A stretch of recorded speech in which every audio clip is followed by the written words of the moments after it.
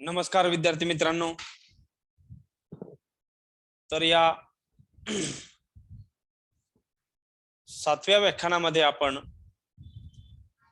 जशी समाज माध्यमांची नवमाध्यमांची कशा स्वरूपाची भूमिका आहे हे आपण मागील तासाला आपण अभ्यासलं. त्यामध्ये भाषा ही एक जी सामाजिक संस्था आहे, तिची समृद्धी, तिचे अनेक जे बाजू आहेत आणि भाषेचा मानवी जीवनावर किंवा मानवी व्यवहारामध्ये कसा उपयोग होतो आणि हे उपयोग करत असताना या अनुभवावर आधारित असलेली ही जी भाषा आहे अनेक क्षेत्रात कशी कार्यरत असते याचे ज्वलंत उदाहरण म्हणजे ही माध्यम आहेत. आणि या माध्यमांच्या प्रसाराबरोबरच भाषेचाही कशा पद्धतीने प्रसार होतो हे तेवढंच महत्वाचा आणि जिव्हाळ्याचा विषय आहे.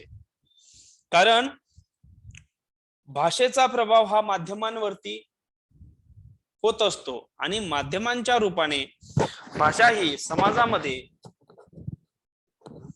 रूढ होताना दिसते. आणि त्यामध्ये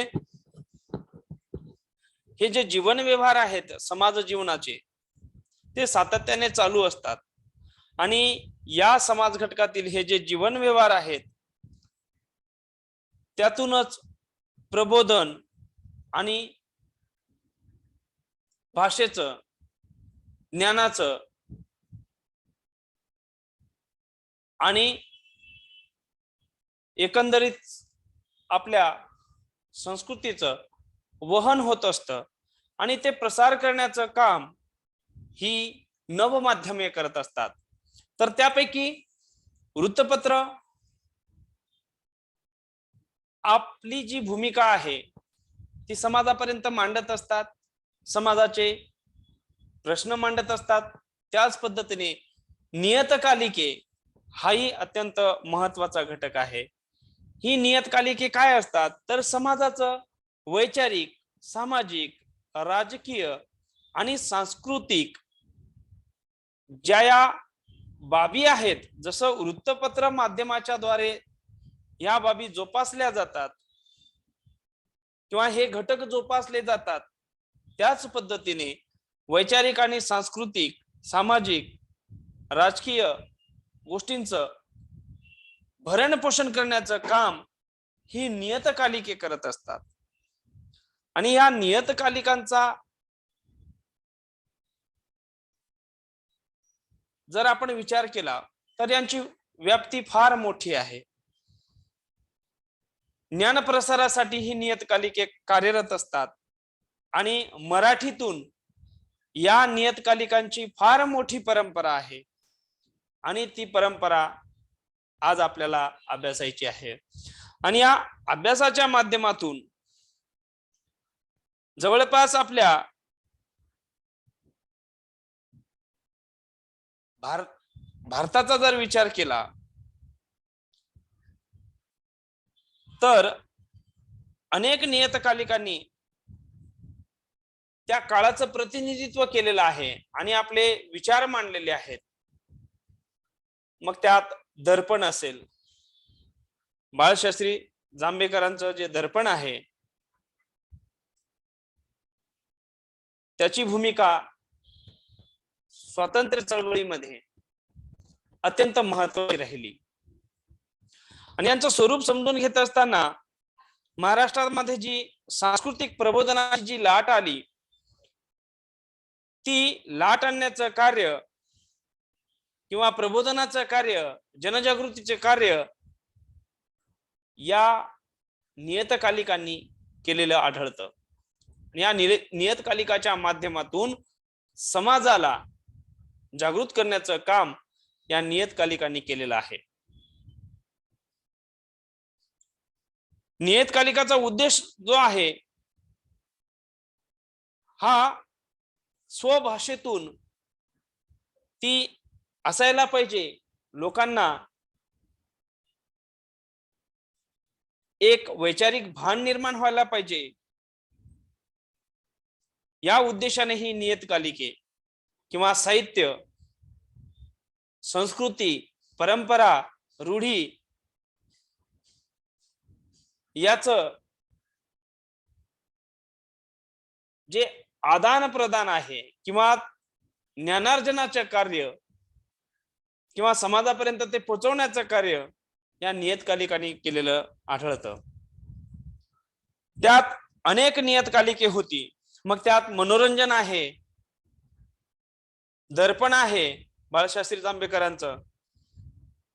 मनोरंजन कारमित्र यांनी या मासिकाचं संपादन केलं होतं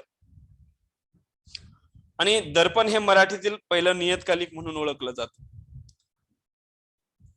पुरोगामी सत्यशोधकचे संपादक जे बाबा आढाव आहे यांनी कामगार चळवळीसाठी जो लढा दिला त्यामध्ये त्यांचे विचार आणि एक चळवळ उभी करण्याचं काम या पुरोगामी सत्यशोधक नावाच्या नियतकालिकातून करण्यात आलं.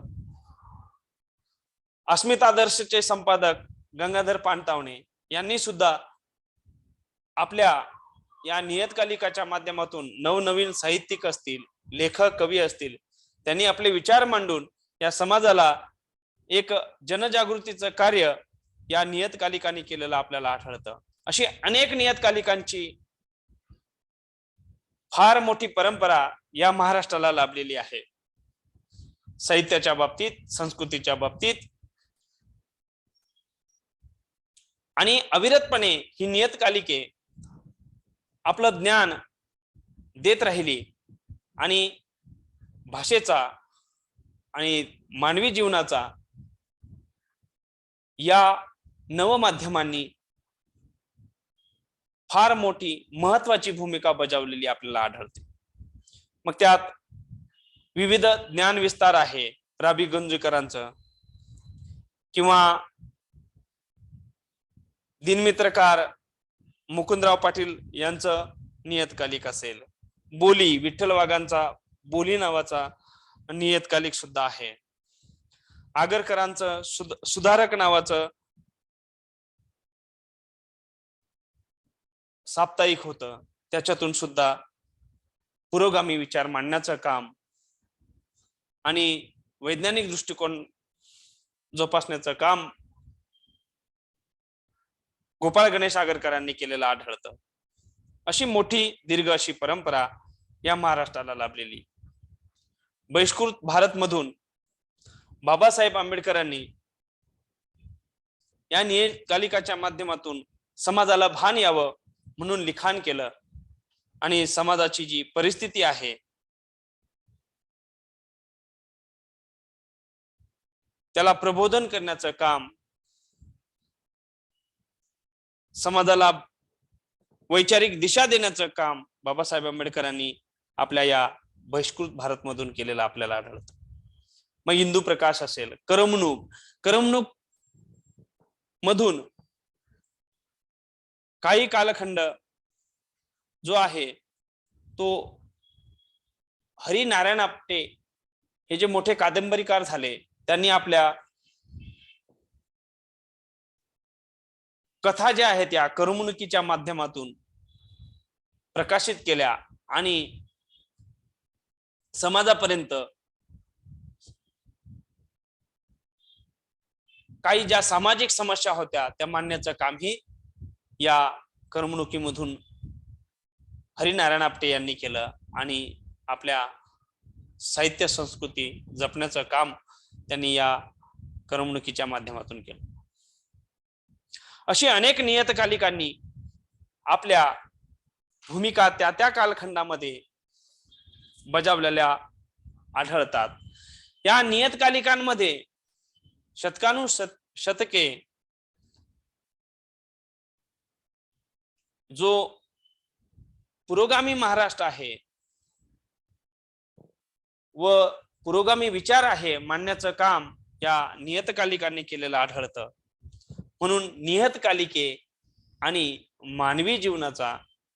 किंवा जीवन व्यवहाराचा फार अत्यंत मोठा जवळचा सहसंबंध येतो, हेही आपल्याला या नियतकालिकाच्या माध्यमातून समजून घ्यावं लागतं. म्हणजे 19व्या शतकाच्या प्रारंभापासून तर इंग्रज राजवट ही जी आहे समाप्त होईपर्यंत किंवा आजपर्यंत या नियतकालिकांनी आपली महाराष्ट्राची सांस्कृतिक आणि प्रबोधनाची जी चळवळ आहे ती उभी केलेली आहे. आणि एक वैचारिक बैठक देण्याचं काम, प्रबोधनाचं काम, समाजाला दिशा देण्याचं काम या माध्यमांनी केलेलं आढळतं. तर या नियतकालिकाचं स्वरूप यामध्ये साहित्यिक आहेत,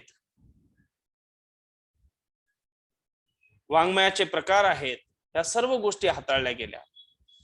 लोकहितवादींनी प्रभाकरच्या माध्यमातून शतपत्रे लिहिलीत आणि तो समाज जागा करण्याचा प्रयत्न केला.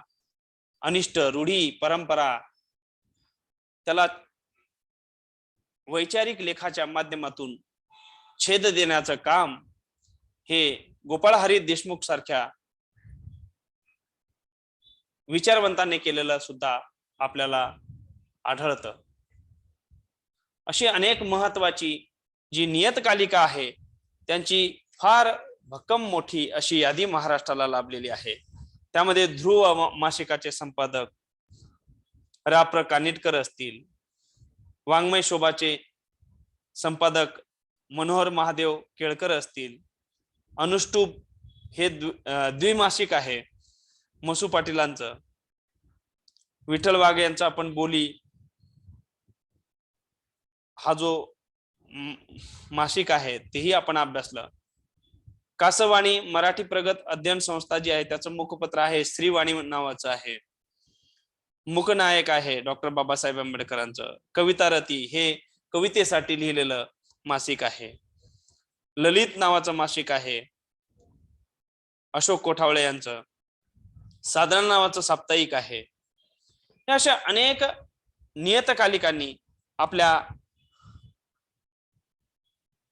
समाजाला प्रबोधन करण्याचं काम या महाराष्ट्रामध्ये केलेलं आढळतं. अशा पद्धतीने आपण नियतकालिकाचं स्वरूप, नियतकालिकांची वैचारिक मांडणी, प्रबोधन करण्याची दिशा, म्हणजे हेही प्रभावी माध्यम मानवी जीवनावर प्रभाव टाकत होतं, आजही टाकत आहे. नित्याने काही जे प्रश्न आहेत वर्तमान काळातले, भूतकाळातले, तेही या नियतकालिकाच्या माध्यमातून हाताळले जातात. आणि नियतकालिके हे समाजाला एक दिशा देण्याचं काम करत असतात. धन्यवाद विद्यार्थी मित्रांनो.